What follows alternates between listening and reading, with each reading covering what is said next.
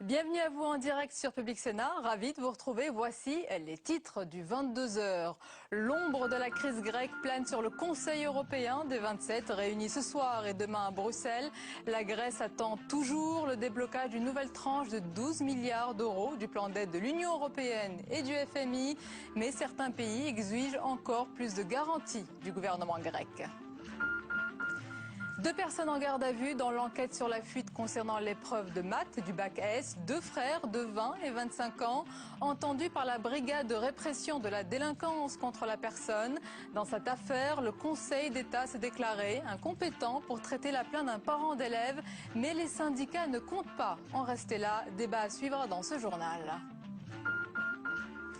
Un an de la présidentielle et peu après l'annonce de Barack Obama du retrait des troupes américaines d'Afghanistan, la France amorce aussi la fin de son engagement dans le pays. Sur un autre front, en Libye, l'intervention de la coalition dure et pour certains, elle s'enlise. Invité du 22h, l'ancien patron des services secrets français Yves Bonnet, il est l'auteur avec d'autres experts d'un rapport sur la situation dans le pays.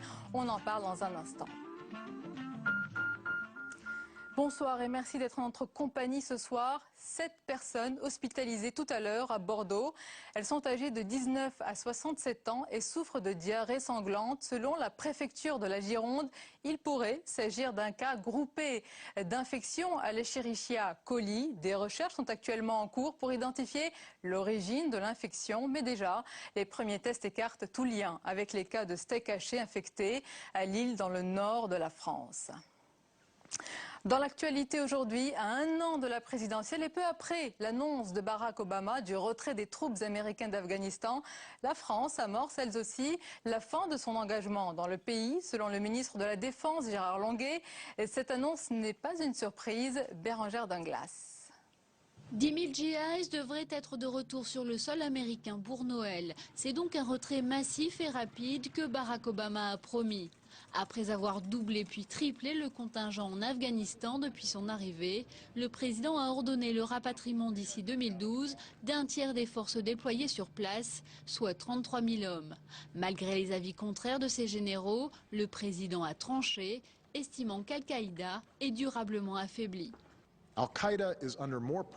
La pression sur Al-Qaïda est à son plus haut depuis le 11 septembre. Avec les Pakistanais, nous avons tué plus de la moitié des dirigeants d'Al-Qaïda. Le chef de l'État afghan, Hamid Karzai, a salué aujourd'hui l'annonce comme une bonne mesure pour les Américains comme pour l'Afghanistan. Quant aux talibans dont l'insurrection a gagné du terrain et qui ont entamé des négociations avec les États-Unis, ils réclament toujours un retrait total, jugeant l'annonce symbolique et insuffisante. Les alliés engagés sur place auprès de Washington ont affiché leur accord avec cette décision.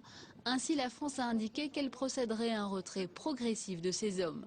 Les résultats des troupes sur le terrain d'une part, l'élimination de Ben Laden d'autre part, la reprise d'un dialogue à l'intérieur des forces entre les forces politiques afghanes laissent à penser qu'avec le travail de pacification assuré par les troupes, on peut alléger le dispositif. 1000 soldats français devraient donc quitter le sol afghan d'ici un an. Le calendrier précis du retrait n'est pas fixé pour l'instant. Et sur ce retrait justement progressif des forces d'Afghanistan, on va écouter tout de suite la réaction de Marine Le Pen, invitée ce soir sur France 2. Si j'étais présidente de la République, je n'attendrais pas de recevoir des instructions de Washington et j'aurais pris il y a très longtemps la décision de retirer nos forces d'Afghanistan où nous n'avons strictement rien à y faire. Ça nous aurait évité de gaspiller 62 jeunes vies dont je dis ici qu'elles ont été sacrifiées à des intérêts qui n'étaient pas ceux de la France. L'invité du 22h ce soir, Yves Bonnet, bonsoir. Bonsoir. Bienvenue à vous, ancien directeur de la DST, c'est la direction de la surveillance du territoire, plus facilement le contre-espionnage français. Vous êtes préfet honoraire et président du Centre international de recherche et d'études sur le terrorisme et d'aide aux victimes du terrorisme. Un mot sur l'Afghanistan avant de parler de votre rapport sur la Libye. Est-ce que ce retrait progressif signifie que la mission est accomplie sur place ? Il faut se poser la question qu'on doit se poser à chaque fois que l'on exerce un mandat, une fonction, une mission.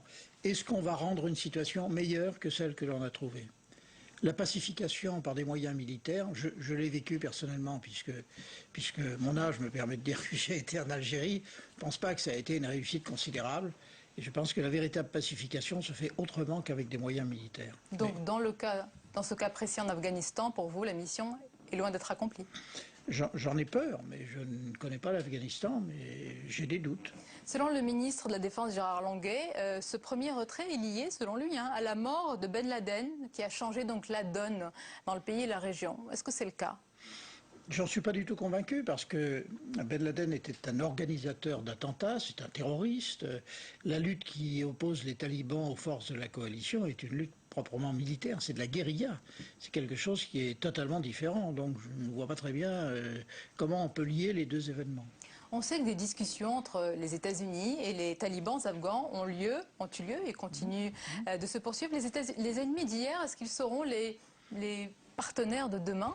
Ah ça, par contre, c'est tout à fait possible, parce que tout le monde sait que les accords politiques transcendent souvent les conflits, et en tout cas, il faut le souhaiter. Mais il faut surtout souhaiter que les talibans règlent les problèmes sociétaux de l'Afghanistan d'une manière différente de celle qui est la leur. Vous dites que les talibans se chargent de ces problèmes-là? Je souhaite qu'ils évoluent considérablement en matière de problèmes sociétaux, et en particulier sur le statut de la femme, parce que ça, c'est pour moi le test d'un pays qui respecte ou pas les droits de l'homme. Et on suppose qu'ils ont beaucoup à faire sur ce terrain. Je pense que la route est longue.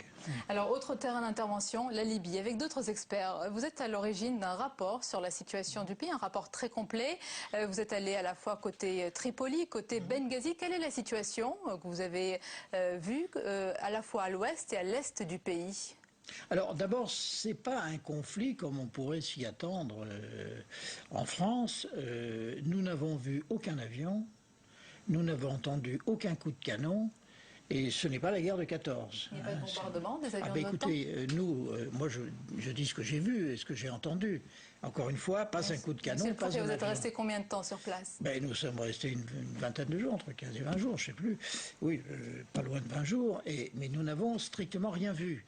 Bon, c'est assez étonnant, non? On dit que les bombardements sont intensifs sur place. Ce sont les comptes rendus d'agences qui nous paraissent assez étonnants. D'ailleurs, il suffit de voir les conditions dans lesquelles travaillent les journalistes, et en tout cas du côté de Tripoli, c'est très clair. Tous les journalistes sont dans un hôtel 5 étoiles, ils sont très bien traités, aux frais du régime, je tiens à le souligner, et ils se battent les flancs pour trouver des informations. C'est aussi une question de sécurité, qu'ils soient dans cet hôtel-là. Non, c'est pas simplement une question de sécurité, puisque je veux dire, on a été l'objet d'aucune agression. Donc je pense que les journalistes, ils font leur métier comme ils le peuvent. Voilà pour Tripoli. Benghazi, quelle situation?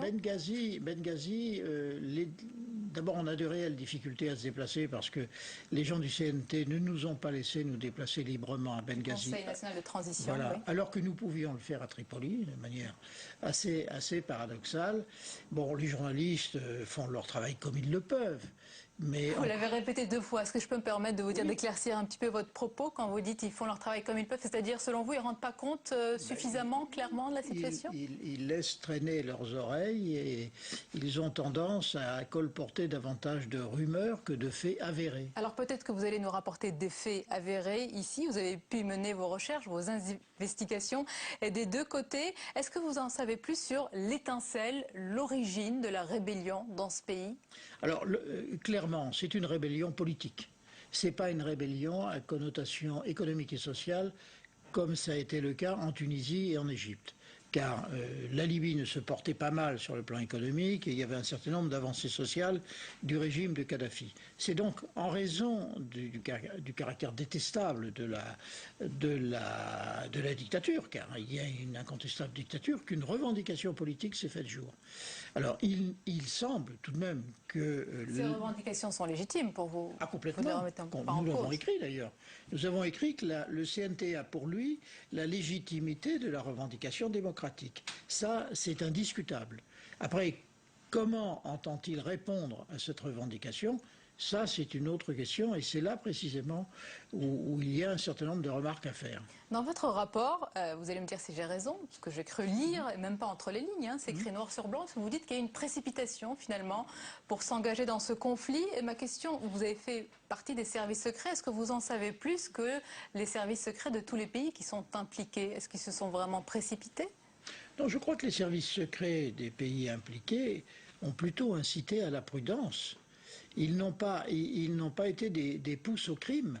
Ils ont émis un certain nombre de réserves en tenant compte d'un certain nombre de considérations, dont celle-ci, qui est qu'à travers Benghazi, à travers la Cyrénaïque, se sont organisés des trafics d'armes et d'armes lourdes en direction de l'Afrique subsaharienne. Les Algériens ont intercepté un certain nombre de convois, c'est un fait, c'est une réalité, et par conséquent, il y a là un grand point d'interrogation. Quel est le rôle d'Al-Qaïda au Maghreb, dans cette région, en Libye en tous les cas aujourd'hui, hein? Alors, il y a des gens d'Al-Qaïda au sein du CNT, d'ailleurs, ils se sont déclarés. Des gens d'Al-Qaïda, vous dites? Il y a des gens d'Al-Qaïda. Au sein du Conseil de transition? Oui, pas dans le Conseil de transition, au sein de la mouvance qui soutient le CNT.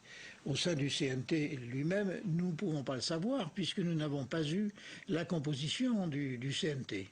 Mais comment savez-vous qui soutient alors le Conseil? C'est une masse un petit peu informe, il y a des rebelles, il y a de tout, il peut y avoir aussi effectivement... Alors les gens d'Al-Qaïda qui soutiennent la cause du CNT l'ont dit clairement. C'est dans le rapport et les noms de ces personnes y figurent. Bon, alors, qui soutient maintenant ou qui constitue en quelque sorte le CNT? Bon, grossièrement, il y a un certain nombre de familles, de pensées. Il y a d'abord de vrais démocrates, hein, des gens qui, effectivement, sont d'authentiques démocrates et qui sont extrêmement sympathiques. Il y a des monarchistes, qui ne sont pas moins sympathiques d'ailleurs, qui veulent, eux, le rétablissement de la dynastie des Sénoussi. Il y a d'anciens ministres de Kadhafi qui sont, entre guillemets, avec ou sans guillemets, des traîtres, et pas des moindres, puisqu'il y a le ministre de la Justice qui avait fait condamner à mort les infirmières bulgares, et l'ancien ministre de l'Intérieur. Très hétérogène. Un mot aussi sur la guerre qui dure. Hein. Oui, mais elle peut durer longtemps. Voilà. Encore plus longtemps, ça fait 3 mois qu'elle a débuté concrètement. Dans votre rapport, justement, vous parlez de cette guerre qui dure. À quoi va servir votre rapport? Est-ce qu'il peut finir dans un tiroir ou est-ce qu'il est destiné aux autorités politiques ici? La mission que nous nous sommes donnée à nous-mêmes, c'était de porter à la connaissance de l'opinion. Moi, je n'ai aucune raison de faire le travail des politiques. L'opinion, certes. Vous avez eu des réactions politiques? Nous n'avons pas eu de réaction du monde politique. On a des réactions d'un certain nombre de gens qui sont des spécialistes de ces questions et qui sont des gens des services secrets, qui approuvent d'ailleurs ce que nous disons. Un rapport qui est public, donc destiné à l'opinion. Il est sur Internet. Merci beaucoup Yves Bonnet pour toutes ces précisions. La suite du 22h avec à présent ce compliment. Il est adressé à Christine Lagarde par le secrétaire américain au Trésor, Timothy Geithner, estime, je cite, que l'expérience et les solides compétences de la ministre française font d'elle une candidate exceptionnellement douée pour la direction générale du FMI. Le soutien des États-Unis n'est pas officiel, mais la formule ne laisse guère de place au doute. Autre actualité ce soir, les 27 chefs d'État et de gouvernement réunis à Bruxelles ce soir. Et demain, officiellement, la Grèce n'est pas à l'ordre du jour de ce Conseil européen, mais une fois de plus, la situation du pays bouscule l'agenda. La Grèce attend toujours le déblocage d'une nouvelle tranche de 12 milliards d'euros du plan d'aide de l'Union européenne et du FMI. Voilà pour toute cette actualité. Tout de suite, vous allez regarder le tour de l'info. Il est préparé par Jérôme Rabier.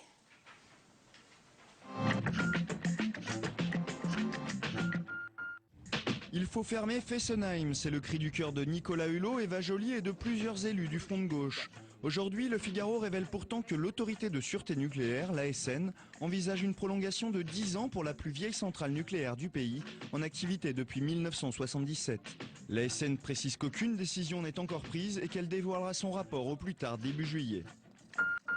Xavier Bertrand change les règles. Après le scandale du Mediator qui aurait fait jusqu'à 2000 victimes, le ministre de la Santé veut réformer l'ensemble de la chaîne du médicament, de sa fabrication à l'information des patients. Il faudra qu'on ne mette sur le marché, qu'on rembourse un médicament que s'il apporte vraiment quelque chose. Deuxièmement, il ne faudra pas hésiter un seul instant si un médicament procure des effets indésirables importants. Et la troisième chose, c'est qu'il faudra qu'il y ait une transparence totale dans le système de santé, notamment sur les conflits d'intérêts, les liens d'intérêts et sur le financement par l'industrie pharmaceutique. Un projet de loi sera débattu au Parlement avant la fin de l'année. Retoqué, le gouvernement devrait pourtant le savoir, quand on touche aux collectivités, c'est vers le Sénat qu'il faut se tourner. Pour avoir fait étudier en premier à l'Assemblée nationale le texte décidant du nombre de conseillers territoriaux par département et par région, le texte est censuré par le Conseil constitutionnel. Matignon annonce un nouveau projet dès mercredi en Conseil des ministres.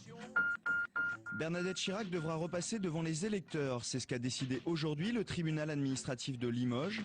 L'ex-première dame de France avait été élue au premier tour au Conseil général de Corrèze à une voix près en mars dernier. Mais 2 bureaux de vote comptaient plus de bulletins que de signatures sur les listes d'émargement. Un franco-libanais sous la coupole des immortels, l'écrivain Amin Malouf est élu à l'Académie française en remplacement de Claude Lévi-Strauss, décédé en 2009. Un couronnement pour le romancier, prix Goncourt en 1993 avec son livre Le Rocher de Tanios.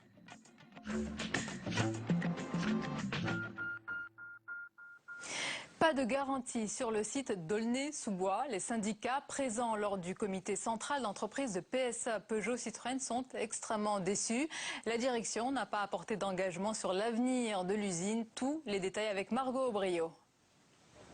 Pour ce comité d'entreprise exceptionnel, ils avaient mobilisé leurs troupes.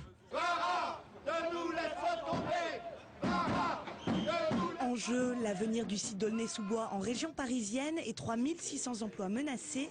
La réunion aura duré 4 heures pour rien. Les syndicats exigeaient une garantie écrite sur le maintien de la production du site d'Aulnay et sur la sauvegarde des emplois et des salaires jusqu'en 2016. Mais la direction a refusé de prendre des engagements. Nous ne faisons jamais de promesses irresponsables. La question, c'est la compétitivité des véhicules du segment B en Europe et particulièrement en Europe de l'Ouest. On le prend comme un aveu, une confirmation que la direction de PSA met en place son plan de fermeture de l'usine d'Aulnay-sous-Bois. Maintenant, la question que nous posons, c'est est-ce que le gouvernement va laisser faire PSA, va laisser l'usine de PSA Aulnay se fermer. Prochain rendez-vous entre direction et syndicats fin juillet avec la convocation d'un comité paritaire stratégique. Et c'est un feu d'artifice pour Airbus lors du 49e salon du Bourget avec un record de 730 commandes pour une valeur de 72 milliards de dollars enregistrée par le constructeur européen. Le Premier ministre François Fillon a d'ailleurs salué ce succès remarquable et on en parle tout de suite avec notre chroniqueur Jean-Louis Gombaud. Bonsoir Jean-Louis. Bonsoir Sonia. Qu'est-ce qui peut expliquer ce feu d'artifice? Un feu d'artifice qui est très pour Airbus parce que vous avez 2 constructeurs. Oui. Alors il y a 874 avions qui sont vendus depuis maintenant 3 jours, c'est quelque chose d'absolument exceptionnel, et dans les 874, il y en a 732 pour Airbus. Alors qu'est-ce qui explique cette victoire quand même écrasante au cours de ce propre salon, parce que ça ne dit rien sur le restant de l'année, bien entendu, d'Airbus, c'est qu'Airbus présentait un nouvel avion, son A320 Neo, c'est-à-dire nouvelle formule, un A320 qui ressemble à l'ancien, sauf que avec les nouveaux moteurs qu'il met dessus, il y a 15% d'économie de kérosène. Lorsque vous avez un pétrole qui est au-dessus des $100 et qui est promis à augmentation, c'est un argument très fort pour vendre cet avion. 600 A320 Neo ont été vendus. Alors, ce qui est vrai, c'est qu'il y a une reprise globale du transport aérien. Aujourd'hui, il y a 2,3 milliards de terriens qui prennent l'avion chaque année. Dans 2 ans, il y en aura 1 milliard de plus. Et dans ce milliard, c'est 500 millions d'Asiatiques. Et vous avez remarqué que les commandes, elles sont passées par qui? Par Indigo, qui est une compagnie indienne, Air Asia, qui est une compagnie malaisienne, et d'autres de ce genre, qui sont des nouvelles venues sur le marché, qui évidemment se précipitent et qui aiment beaucoup cet A320, qui est un moyen courrier, qui est très adapté, par exemple, pour les compagnies indiennes. Le petit problème, c'est que ces compagnies sont nouvelles, donc bien entendu les bienvenues. On n'a pas vu Lufthansa, on n'a pas vu British Airways au Bourget, on voit cela.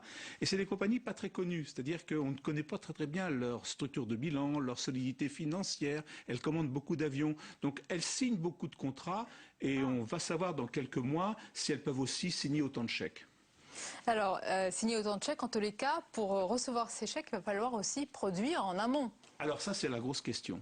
C'est la grosse question, si vous voulez, si on prend les 732 avions qu'a vendu Airbus, c'est à peu près 2 ans de travail.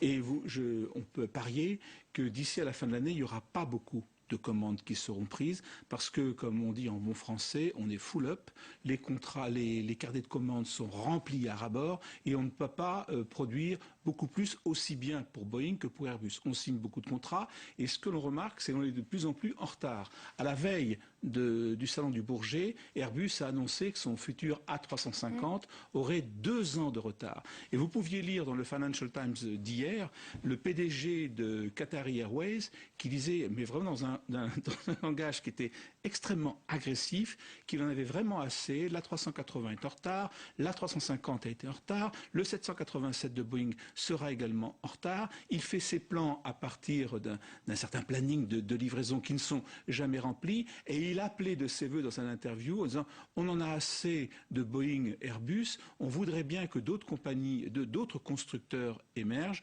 Il est fort probable que dans quelques années, ce sera le cas. Déjà, les Chinois exposaient leur nouvel avion au Bourget. Les Russes s'y mettent. Donc, on va sortir du match traditionnel Nadal-Federer, Federer-Nadal, Boeing-Airbus, Airbus-Boeing, et on va trouver de nouveaux constructeurs. Dans ce match Federer-Nadal, on connaît souvent le gagnant.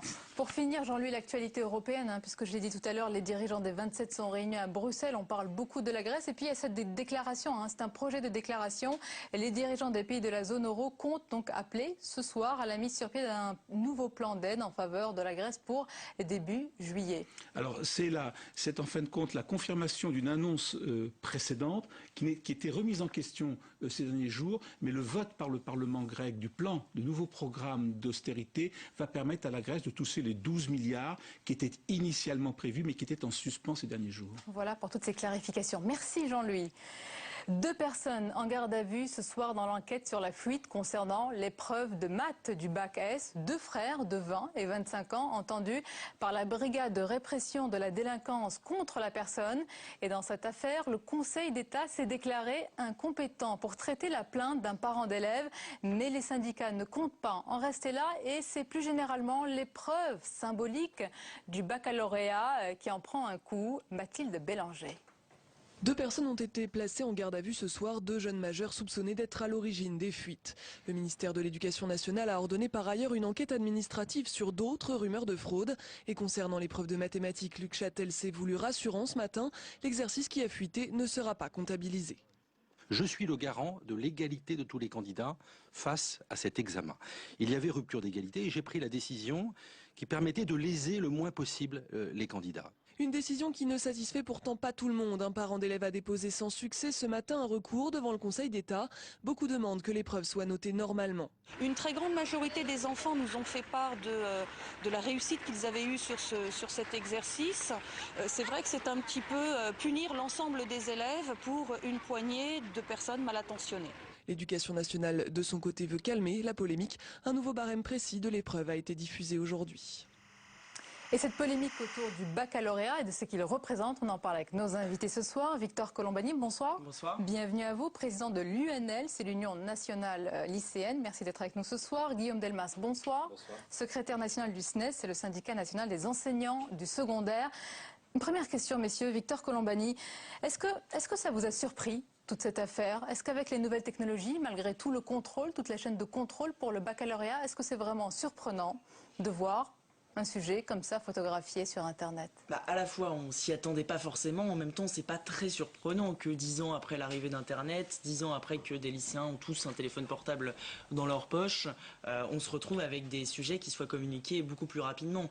Les fuites de sujets de bac, ça existait certainement il y a 20 ou 30 ans, d'une manière différente, mais pour beaucoup moins de lycéens, parce que c'était plus compliqué à l'époque de diffuser un sujet sur Minitel par exemple, qui aurait été pour 30 élèves, et qu'aujourd'hui c'est sur Internet pour tout le monde. Guillaume Delmas, même question?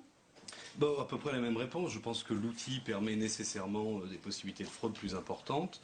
Moi, je remarque simplement que c'est pas non plus complètement nouveau. Je veux dire par là que les smartphones existaient aussi il y a 1 an ou il y a 2 ans, et que manifestement cette année, il y a une conjonction d'incidents qui interroge. Voilà, pour le baccalauréat, puisqu'il y a ça, mais il y a aussi il n'y a pas très longtemps, lors d'un BTS, une organisation un peu déplorable de l'examen, où là il y a eu un recours bien sûr au smartphone, mais plus largement un système, si vous voulez, de surveillance, d'organisation des examens. Bref, c'est un peu la responsabilité du ministère sur ces questions qui posent de gros problèmes. la responsabilité du ministère qui est engagée. Il y a deux personnes en garde à vue ce soir, donc l'enquête est en cours et on va probablement remonter à l'origine de cette fuite.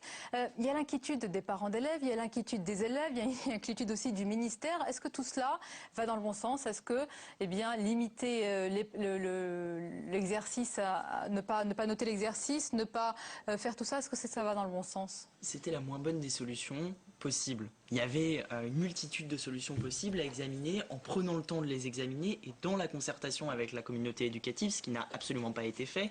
On aurait pu penser à rajouter 4 points d'office, on aurait pu penser à quand même corriger l'exercice parce qu'après tout, très peu d'élèves sont tombés dessus, sont tombés sur le sujet entre 22h30 et minuit 30 sur le sujet qui a fuité. Plusieurs solutions étaient donc possibles, mais une seule a été prise par le ministère comme si c'était la seule et unique solution. Il aurait pris une autre, vous auriez dit la même chose, non? Que c'était pas la bonne ou pas? Ah non, si ça avait été une solution juste qui ne pénalisait pas des lycéens parce qu'ils se retrouvent tout simplement à peut-être ne pas avoir leur bac, tout simplement parce qu'ils avaient fait cet exercice qui était un peu plus simple que les autres, qu'ils avaient eu plus de difficultés pour les autres et qui vont se retrouver avec des points en moins, même si on nous annonce qu'il va y avoir du cas par cas, ça pose deux problèmes. Premièrement, celui d'un baccalauréat qui va être donc plus compliqué à avoir, et puis deuxièmement, si on commence à noter le bac à 9, à 10, à 11, alors au-delà de la notation, un baccalauréat plus compliqué à avoir. Je ne voulais pas interrompre Victor. Et une polémique sur le baccalauréat plus généralement qui revient chaque année, mais cette fois-ci juste elle est un petit point amplifiée. sur les solutions justes. Il y en avait une qui aurait pu s'imposer d'emblée, qui n'a pas été choisie. Je veux dire qu'elle a été d'emblée écartée, qui était celle simplement de l'annulation de l'épreuve et de son report. Je pense que c'est pas inintéressant. Je ne veux pas faire trop long là-dessus. C'est pas inintéressant de se demander pourquoi le ministère n'a pas du tout évoqué cette solution possible qui est la plus juste. On a bien des hypothèses et nos hypothèses à nous, c'est qu'il y a quand même un espèce de calendrier très resserré. C'est ce qu'on appelle la reconquête du mois de juin, c'est-à-dire on met plus tard et sur un calendrier plus serré l'examen, et puis ça se rajoute avec des problèmes d'organisation liés à des problèmes qui sont des problèmes humains, des problèmes, je veux dire, budgétaires, ce qui fait qu'en flux tendu, y compris en termes de budget. Et puis en calendrier très serré, il n'y a plus aucune marge de manœuvre pour faire face aux aléas. Je ne dis pas que cette fraude est un aléa, mais comme Victor le rappelait, c'est sans doute pas le premier sujet. Et ma question, est-ce qu'il faut changer cette épreuve symbolique, cette étape pour arriver à la vie universitaire? Est-ce que selon vous, il faut un petit peu la moderniser, l'adapter? Donc je reviens à votre question. Oui, toutes les évolutions sont souhaitables. Mais lesquelles, par exemple? Par exemple, les solutions qui ont été proposées, ça a déjà été fait. Par exemple. Non, alors le contrôle continu, ça j'y reviens. Mais par exemple, le bac de français se passe, vous savez, en fin de première. Ce qu'il faut rappeler aussi, c'est que les commissions de jury ont un rôle très important, puisque ça n'arrive pas qu'un élève ne passe pas devant la commission de jury où on peut comparer ses résultats à l'examen et son dossier scolaire. Et à chaque fois qu'il y a un écart manifeste entre les résultats au long de l'année et les résultats... C'est un filet de sécurité pour des élèves qui ont été assidus tout au long de l'année. Mais ce que je voulais dire, je fais court, c'est le plus important, c'est que pour s'interroger sur le baccalauréat, son évolution, il faut avant tout prendre le problème par le bon bout, et le bon bout, c'est son rôle social, le sens qu'il a dans la société française, dans le système éducatif aussi, son rôle structurant, et ne pas prendre le problème par le biais non marginal mais important des dysfonctionnements, et c'est le cas. C'est important ce que dit M. Demas, c'est un rôle social, c'est une étape qu'on franchit dans sa vie. On est tout à fait d'accord. Le baccalauréat, il doit continuer d'exister, il doit aller dans le sens du progrès, il doit continuer de permettre une réelle insertion socio-professionnelle, d'être reconnu partout à travers la France et même en Europe. Mais pour cela, il va falloir progresser. Vous le passez quand d'ailleurs ce baccalauréat? Je viens de finir les épreuves anticipées et je le passerai donc l'année prochaine. Mais en tout cas, on peut réfléchir à beaucoup d'éléments. Je pense que personne ici ne fait partie de ceux qui pensent que le baccalauréat ne sert plus à rien. Au contraire, il faut voir comment faire progresser cette épreuve, l'améliorer.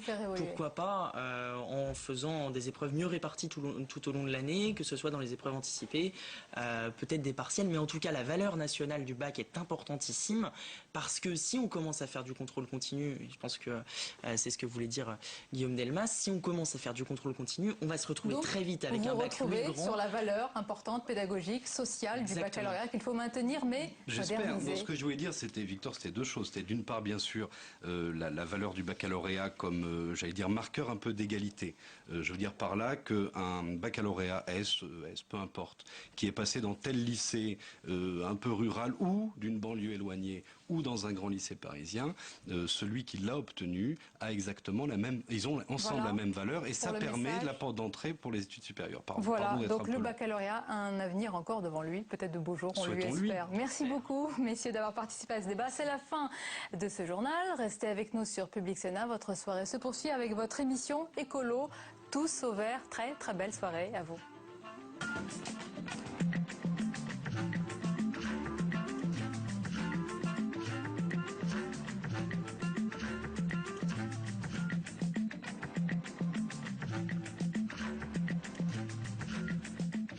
Depuis la mise hors course de Dominique Strauss-Kahn, le PS s'emploie à afficher l'image d'un parti uni dans l'adversité et dans la perspective des primaires. Mais que valent ces images? Qui tirera parti de la nouvelle donne au PS? Et comment les uns et les autres ont-ils adopté leur posture à cette nouvelle situation? Cette semaine, nous déshabillons en tout bien, tout honneur, François, Ségolène, Martine et leurs amis. Déshabillons-les démêle le fond de la forme en revenant sur les mots et les images qui ont marqué l'actualité. Samedi à 23h45 sur Public Sénat.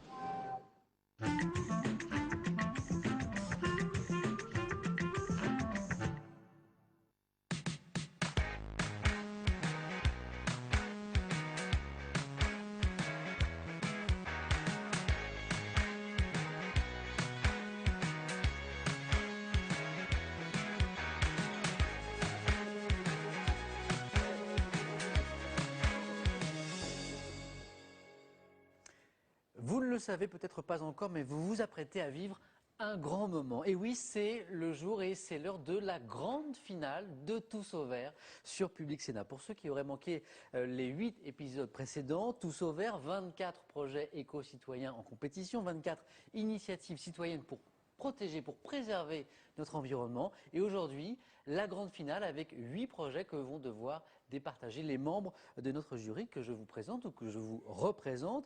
Mylène, bonjour Mylène. Bonjour. Prête pour cette finale? Prête. Prête. Charlotte, bonjour Charlotte. Bonjour. Guillaume, bonjour Guillaume. Bonjour. Mathilde. Mathilde, bonjour. Bonjour Sam. Tout le monde est prêt? Oui. Ah oui. Je sens de la concentration et de l'énergie. Nathalie. Bonjour. Bonjour Nathalie, heureux de se retrouver pour cette dernière émission de cette saison. Et Dimitri, bonjour Samuel, qui a mis les couleurs de Tous au Vert et je l'en félicite. Merci Dimitri.